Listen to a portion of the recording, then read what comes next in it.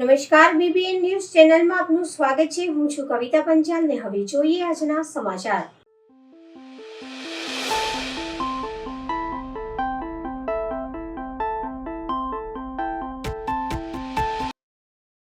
જમ્મુ કાશ્મીરના પહેલગામમાં થયેલા આતંકવાદી હુમલા બાદ ભારતીય સેનાએ ઓપરેશન સિંદૂર દ્વારા દેશને તેમજ તિરંગાને અપાવેલ ગૌરવના વધામણા કરવા શહેરના વિવિધ સંગઠનો અને સામાજિક સંસ્થાઓ બુધવારે ભવ્ય તિરંગા યાત્રા યોજવામાં આવી હતી।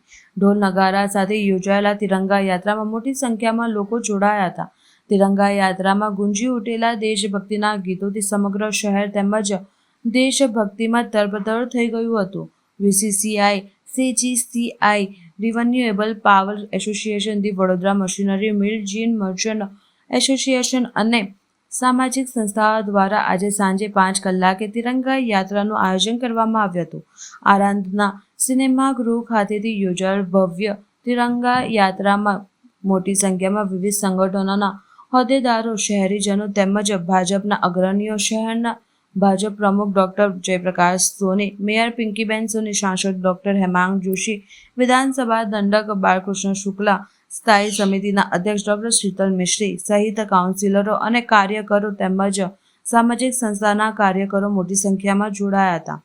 અનેક લોકો કેસરી ફેટા પહેરીને જોડાયા હતા।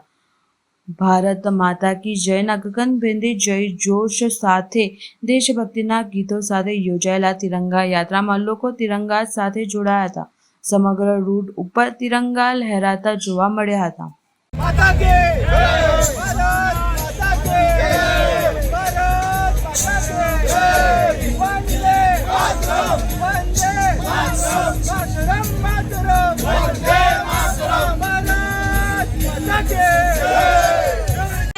લોકો હોય કે સમગ્ર દેશ હોય કે સમગ્ર વિશ્વની નજર ભારત દેશ ઉપર ટકેલી હતી, કારણ કે સૌને ખબર છે કે આદરણીય વડાપ્રધાન શ્રી નરેન્દ્રભાઈ મોદીજીના જ્યારથી તેમને કાર્યક્ષેત્રનો પોતાનો કાર્યભાર સંભાળ્યો છે ત્યારથી હવે આતંકવાદીઓ દ્વારા કરવામાં આવેલી એક નાની સરખી પણ પહેલની સામે ચોક્કસ એ લોકોને જડબાતોડ જવાબ મળે અને ઓપરેશન સિંદૂર થકી આ આતંકવાદીઓના આવા કામનો આપણે જવાબ પણ આપ્યો છે। ત્યારે આદરણીય વડાપ્રધાન શ્રી નરેન્દ્રભાઈ મોદીજીએ આપણા ભારત દેશની બહેન બેટીઓને તેમના સિંદૂર ગુમાવ્યું, એમનો પતિ, એમના સૌભાગ્યને જ્યારે ગુમાવ્યું ત્યારે તેને ન્યાય અપાવવા માટે ઓપરેશન સિંદૂર દ્વારા જે કાર્ય કરવામાં આવ્યું અને આજે વડોદરા મહાનગર ભારતીય જનતા પાર્ટી દ્વારા તિરંગા યાત્રાનું આયોજન કરવામાં આવ્યું। આપણે સૌ જાણીએ છીએ તેમ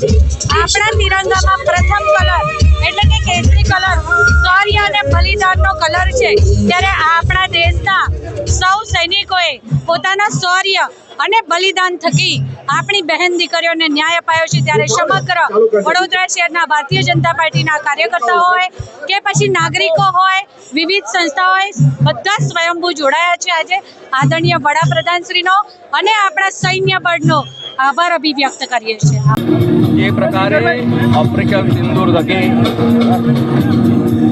વડાપ્રધાન શ્રી નરેન્દ્રભાઈ મોદીજીએ નવા ભારતની નવી ઓળખાણ આખા વિશ્વને કરાવી છે અને જે પ્રકારે જવાનોએ સરહદ ઉપર દુશ્મનની સેનાને પાઠ બનાવ્યો છે, આતંકવાદને જે પાઠ બનાવ્યો ત્યારે જવાનોનો જુસ્સો વધારવા માટે અને તિરંગાને સલામી આપવા માટે થઈને આખા દેશમાં જ્યારે આ પ્રકારની તિરંગા યાત્રાઓનું આયોજન થઈ રહ્યું છે ત્યારે ગુજરાતની સાંસ્કૃતિક રાજધાની એવી વડોદરા શહેરમાં પણ અલગ અલગ સામાજિક સંસ્થાઓ દ્વારા તિરંગા યાત્રાનું જે આયોજન કરવામાં છે આપ જોઈ રહ્યા છો કે જેમાં બધા જ સમાજના તમામ જાતિના લોકો જ્યારે ઉપસ્થિત છે ત્યારે આ તિરંગા યાત્રામાં સ્વયંભૂ રીતે ઉમટેલા તમામ નગરજનોનો ખૂબ આભાર માનું છું અને મને ચોક્કસ વિશ્વાસ છે કે આ પ્રકારની જે વડોદરા શહેરની યાત્રા છે તે આખા દેશના જવાનોનો જુસ્સો વધારશે।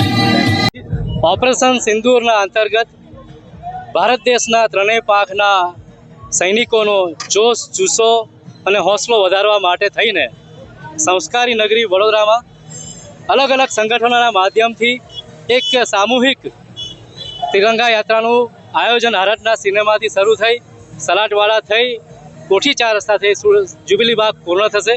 એમાં આ પ્રેસ મિત્રોનો પણ એટલો જ સારો રોલ રહ્યો છે.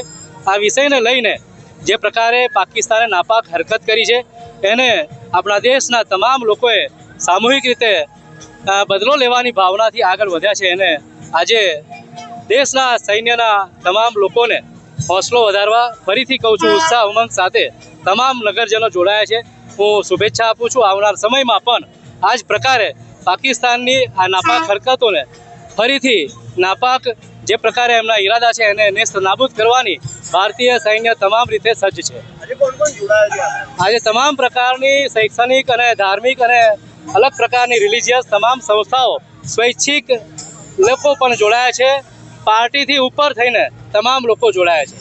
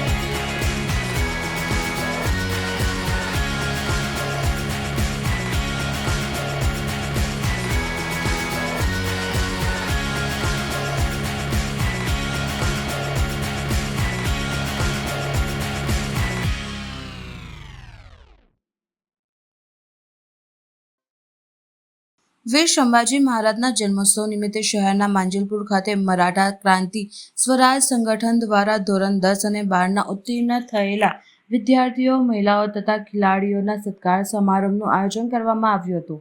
આજે વીર સંભાજી મહારાજના જન્મોત્સવ નિમિત્તે મરાઠા ક્રાંતિ સ્વરાજ સંગઠન દ્વારા શહેરના માંજલપુર ખાતે વીર સંભાજી મહારાજની પ્રતિમાને પુષ્પાંજલિ અર્પણ કરવામાં આવી હતી. સાથે જ મરાઠા ક્રાંતિ સ્વરાજ સંગઠનને 4 વર્ષ પૂર્ણ થયાના ઉપલક્ષ્યમાં સમાજના ધોરણ 10 અને ધોરણ 12ના પરીક્ષામાં સારા પર્સન્ટાઇલ અને સાથે ઉત્તીર્ણ થયેલા વિદ્યાર્થીઓ, સમાજની મહિલાઓ તથા ખેલાડીઓને સત્કારવાનો કાર્યક્રમ યોજવામાં આવ્યો હતો, જેમાં સમાજના આગેવાનો પાંડુરંગ મોરે, સદાનંદ ભોસલે, સુરેશ કદમ સહિતના આગેવાનો તથા સમાજના લોકો મોટી સંખ્યામાં ઉપસ્થિત રહ્યા હતા.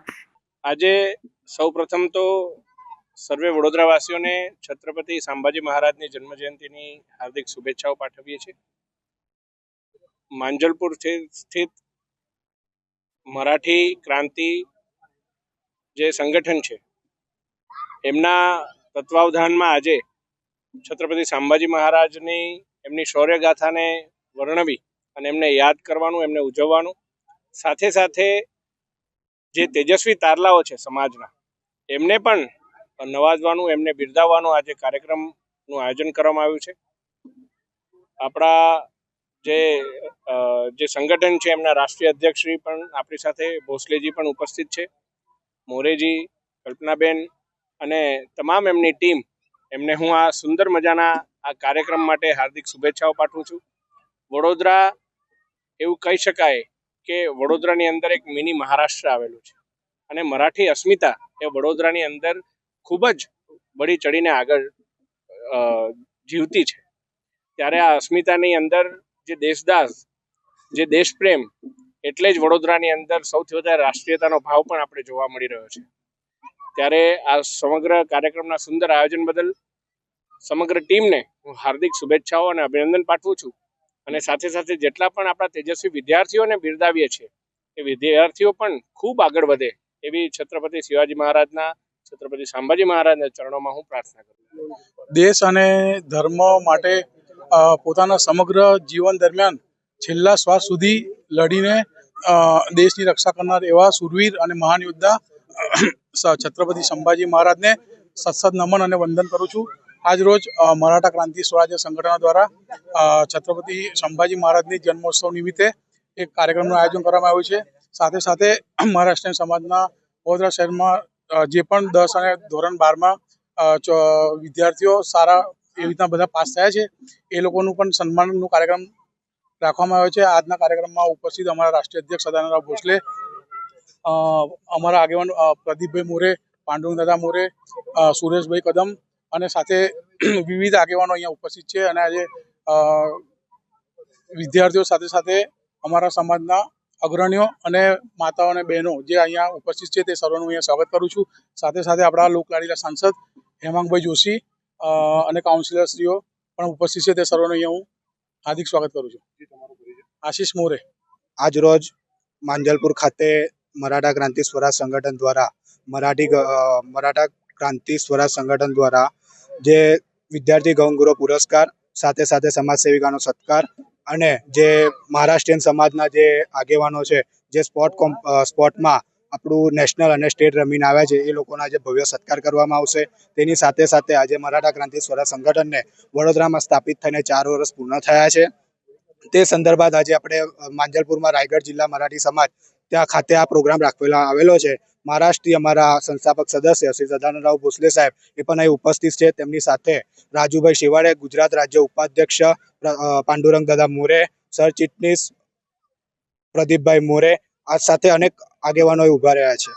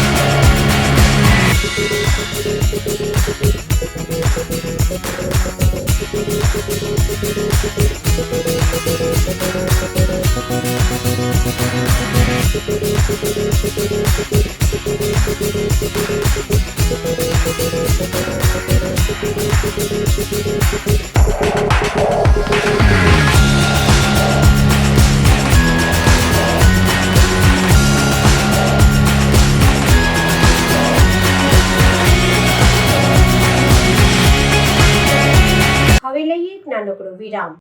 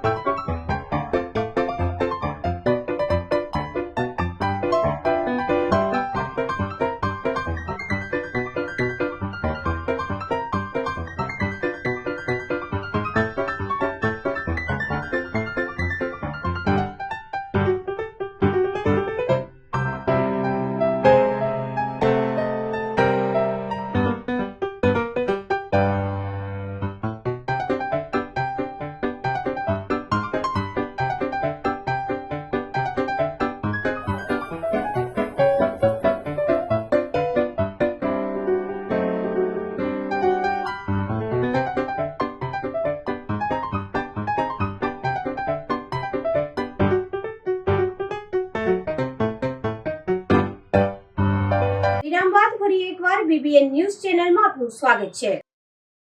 મધ્ય ગુજરાતની સૌથી મોટી સરકારી હોસ્પિટલના કર્મચારીઓ હડતાળ પર. સયાજી હોસ્પિટલના વર્ગ 4ના સફાઈ કર્મીઓ ઉતર્યા હડતાળ પર. સમયસર પગાર નહીં કરતા કર્મચારીઓએ ઉગામ્યું હડતાળનું શસ્ત્ર. સયાજી હોસ્પિટલમાં ફરજ બજાવતા 560 કર્મચારીઓ હડતાળ પર ઉતર્યા. કરાર આધારિત કર્મીઓને પગાર ચૂકવવામાં રાજેશ એન્ટરપ્રાઇઝ એજન્સીના આગલાઈ. વર્ગ 4ના કર્મીઓની હડતાળને પગલે હોસ્પિટલની સ્વચ્છતાની કામગીરી પર ગંભીર અસર થઈ છે. हमारा दर महीने से पगार बहुत है हमारे सर आज ही पगार नहीं था हमारा 7-8 लाख मिलता है हम लोग को पण साहब એવું કહે છે 20 લાખ છે પગાર 24 તારીખે થાય 30 તારીખે પગાર થાય છે મોડો સર દર પેઢીમાં આવું થાય છે અમારે. તમે કઈ જગ્યા પર આજે ભેગા થયા કેટલી સંખ્યા અહીં આરએમ ઓફિસ 500 માણસ છે અમે ગાડી. શું તમારી સમસ્યા છે? આ પગાર માટે બધું થઈને છે કેટલા મહિનાથી પગાર? આજે પગાર બહુ થાય છે મોડો અમારે 25 તારીખે પગાર થાય 20 તારીખે પગાર થાય 30 તારીખે થાય પગાર આવો થાય છે અમારે સાહેબ. અમે કરીશું. તમને કેવી તકલીફો પડી રહી છે? તો અમારે દૂરથી આવીએ જઈએ પટેલના પૈસામાં ના હોય ભાડું ના અમે બેંક કરે કે ના પછી અમે લોકો આવી રીતના. શું નામ તમારું? સોનલબેન જિગ્નેશ પંડ્યા.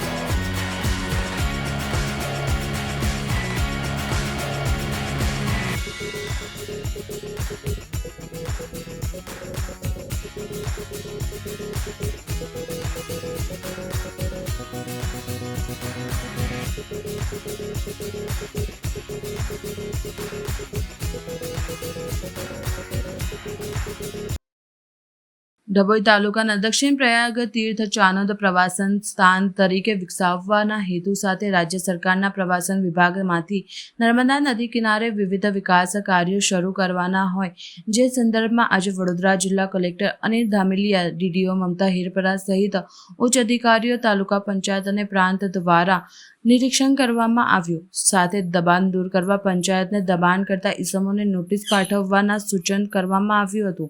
એક સપ્તાહમાં કામગીરીની શરૂઆત થાય તે પૂર્વે પંચાયતને દબાણ દૂર કરવાના સૂચનાઓ કરવામાં આવી હતી. ડભોઈ તાલુકાના દક્ષિણ પ્રયાગ તીર્થ ચાનોદ નર્મદા નદી કિનારે પ્રવાસન સ્થાન તરીકે વિકસાવવાનું હોય રાજ્ય સરકારમાં પ્રવાસન વિભાગ દ્વારા ₹5 કરોડ ગ્રાન્ટ ફાળવાઈ જેનું ખાતમુહૂર્ત ધારાસભ્ય શૈલેષભાઈ મહેતાના હસ્તે કરવામાં આવ્યું હતું. મલ્હારરાવ ઘાટ, કપિલેશ્વર ઘાટ, માર્કંડેશ્વર ઘાટ સહિતના વિસ્તારોનું આજે જિલ્લા કલેક્ટર અનિલ ધામેલિયા, ડીડીઓ મમતા હિરપરા સહિત પ્રાંત અધિકારી રવિરાજસિંહ પરમાર, તાલુકા વિકાસ અધિકારી તેજલ રાણા, પંચાયત સદસ્ય અને સરપંચ આ પ્રસંગે હાજર રહ્યા હતા. આગામી 7 દિવસમાં કામગીરી શરૂ કરવાની હોય જેને લઈ વિસ્તારના નિરીક્ષણ દરમિયાન કેટલાક દબાણ કરતા ઇસમોને પંચાયત દ્વારા નોટિસ આપવામાં આવેલ છે તેની સૂચના જિલ્લા કલેક્ટર દ્વારા અપાઈ છે. વિકાસના કામોમાં રોડ, પાર્કિંગ, ચેન્જિંગ રૂમ સહિત વિવિધ વિકાસના કામો હાથ ધરવાશે. આગામી 7 દિવસમાં વિકાસના કામોને ઝડપી લોકો સુધી પહોંચાડવા કોન્ટ્રાક્ટર અને પંચાયતને સૂચનો કર્યા હતા.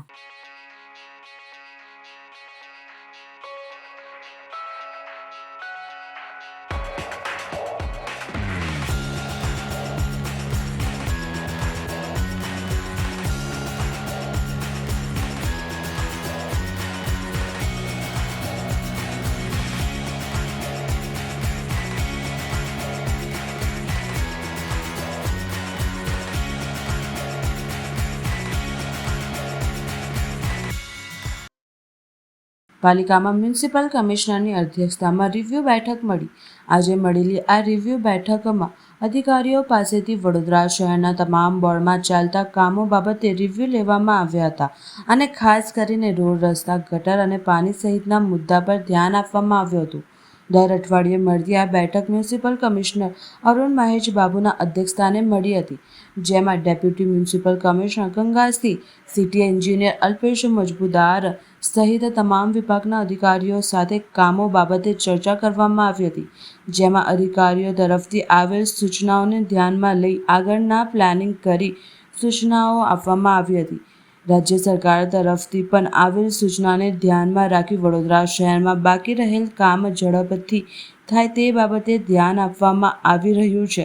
ખાસ કરીને વિશ્વામિત્રી પ્રોજેક્ટના કામને ધ્યાનમાં ધરી ઝડપથી પૂર્ણ થાય તે દિશામાં પ્રયત્નો હાથ ધરવામાં આવ્યા છે અને જરૂરી સૂચનો કરવામાં આવ્યા છે.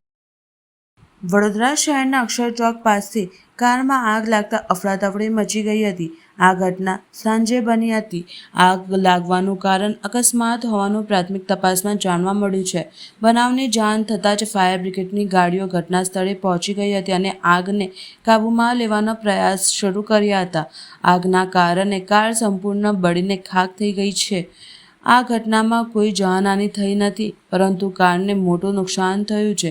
આ ઘટનાના પગલે અક્ષર ચોક વિસ્તારમાં થોડા સમય માટે ટ્રાફિક જામ થયો હતો, પરંતુ પોલીસની મદદથી ટ્રાફિકને ફરીથી સામાન્ય કરવામાં આવ્યો હતો. પોલીસના ઘટના સ્થળે પહોંચી વધુ તપાસ હાથ ધરી હતી.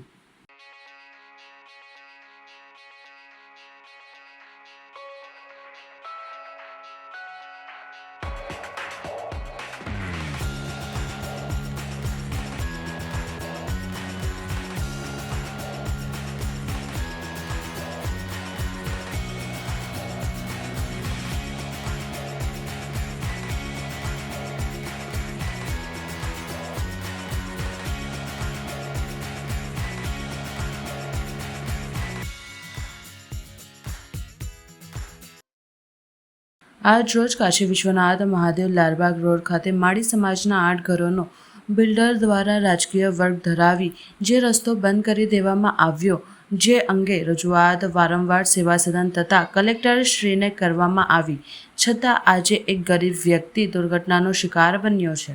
આજનો વિષય એવો છે, ગાળા નીચે કૂતરું ચાલે, આખું ગાળું મેં ખેંચ્યું જેવી માનસિકતા ધરાવનાર અમુક ભાજપના મોદીજીના ઝંડા નીચે ચૂંટાવનાર પ્રતિનિધિઓ દ્વારા દર વખતે ભૂલ અને ગુસ્તાખી કરવામાં આવે છે અને એમની ભૂલો ઇગ્નોર કરવામાં આવે છે. પણ આ ભૂલ એવી છે, આ ભૂલ રાષ્ટ્ર વિરોધી ભૂલ કહેવાય.